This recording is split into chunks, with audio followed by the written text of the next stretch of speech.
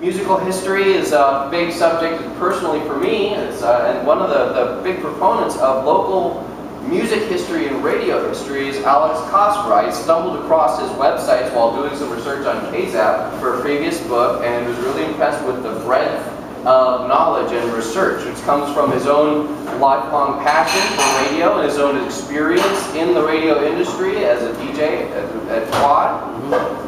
But his history research goes farther back than that, so I would like to introduce Alex Cosper here to talk about Sacramento's Airwaves.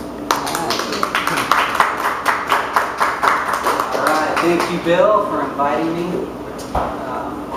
I interviewed Bill last August for my website. It's sactv.com. I'm interviewing lots of local leaders and just anyone who has something to say about Sacramento. Matthias Bombal, I interviewed a few weeks ago, and we talked about the history of the crest, which was pretty amazing to me. So anyway, like Bill said, my name's Alex Cosper. I worked at KWOD 106.5 many years here in Sacramento. That's where I started out. It was kind of a unique career for a Sacramentan because most Sacramentans don't get to be on the radio ever. Most of the people you hear on the radio are not from Sacramento. They're from Detroit, LA, small towns all over America. Sacramento's kind of a stop before you get to San Francisco or LA or New York or someplace. So what I want to mention, maybe not focus on the whole conversation, but Sacramento has played a big part in national radio history. I was in the industry from 1984 to 2006.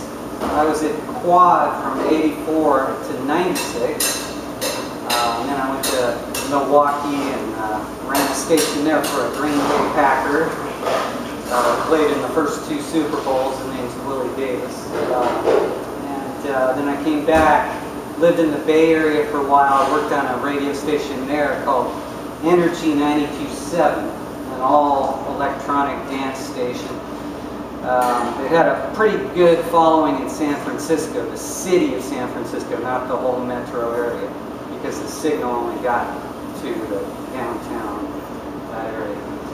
San Francisco's kind of strange because we get a lot of San Francisco stations here in Sacramento. They don't get any of our stations, but that has to do with the way radio waves work. AM radio can be heard a lot further than just the city that it's slicing. Anyway, the very first time anyone ever spoke on a radio was on a station that you can hear in Sacramento, even though it comes from San Francisco. KCBS. A guy named Doc Harold in 1909 was the very first person to ever talk on the radio.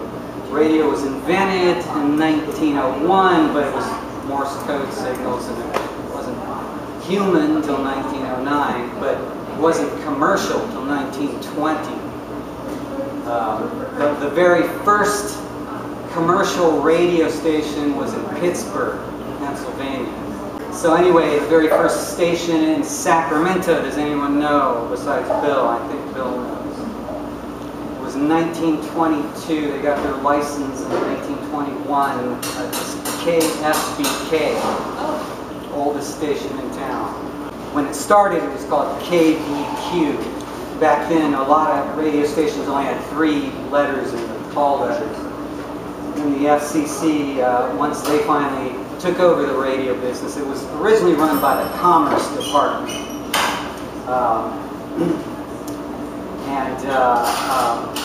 Before radio was commercial, it was military. In World War I, the U.S. military basically took control of all radio signals in America until the end of World War I. Before that, you did have campuses that had educational public radio. It goes back just a little further, like a decade further. And a company that you've all heard of. Before we get too deep into radio history, I want to show you something. We're talking about restoration. Radio industry needs a lot of restoration these days because this is what's replacing it. Does everybody have a smartphone? I'm sure y'all do. Of course, the telephone plays into radio history because without the telephone, we might not have had the radio industry. The first radio transmitters were manufactured by AT&T. They teamed up with GE, who made a lot of the first electronics. And if you go back a little further, where they got all their ideas from Westinghouse. What do these all have in common? They're all defense contractors. But the guy at Westinghouse, who Sacramento's most famous band got their name from, Tesla. Nikola Tesla, some say Nikola Tesla. I think it is Nikola, some say Nikola.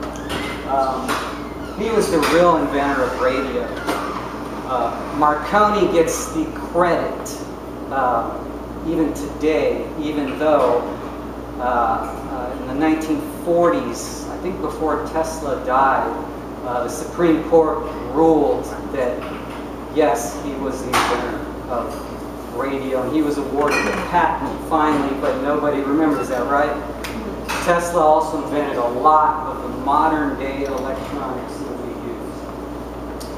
So, 1920s, we had one radio station in Sacramento that whole decade. That was KFBK. Remember, it was KVQ, then it became KFBK. Probably 1922, I think, is when the call letters switched. It started as a partnership with the Sacramento Union. Anybody remember that newspaper? Yeah. They actually, who's older, the Union or the Bee? I think the Union was a little older, right? Okay. Well, they let go of the station. They didn't really own it. It was a partnership with a company called Kimball Upson. And then Sacramento Bee, which is owned by McClatchy, they became partners with KFBK. They eventually owned the station. I think by the 1930s they owned it. They started boosting the power. And then in 1937, Sacramento got its second radio station. Anyone want to guess what that was? It was on the AM dial, of course, because there was no FM at that time. FM had been invented in the early 30s, but we didn't have any FM stations in Sacramento until the 40s. It was Croy. They started out at 1260 AM. They moved to 1240. Just like a lot of stations back then moved around on the dial a lot because there was no regulation back then. It's they were like portable radio stations. Portable pirate radio stations. They had to have licenses, but they could pretty much do what they wanted. That there really weren't a lot of rules back then until the FCC started making lots of rules in the 1940s. You know, radio was chaos until the 1940s.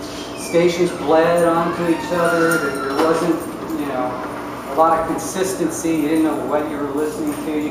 There were like several different programs on one station. You might even have several different owners using one station, one transmitter, sharing a transmitter until the 1940s. Now, Croy, which started in 1937, was owned by Royal Miller. I believe Miller Park is named after Royal Miller.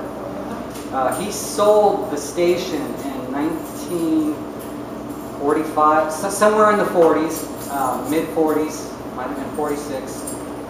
It was the first time ever that FCC, which actually started in the 30s, part of the New Deal, it replaced the Commerce Department overseeing radio. It was the first time ever the FCC oversaw the bidding of a radio station in America. It took place right here in Sacramento, Croy. And so new owners came in, and as you may know about the history of radio in general, television wasn't really around till the late 40s, early 50s. Before that, radio was the #1 medium.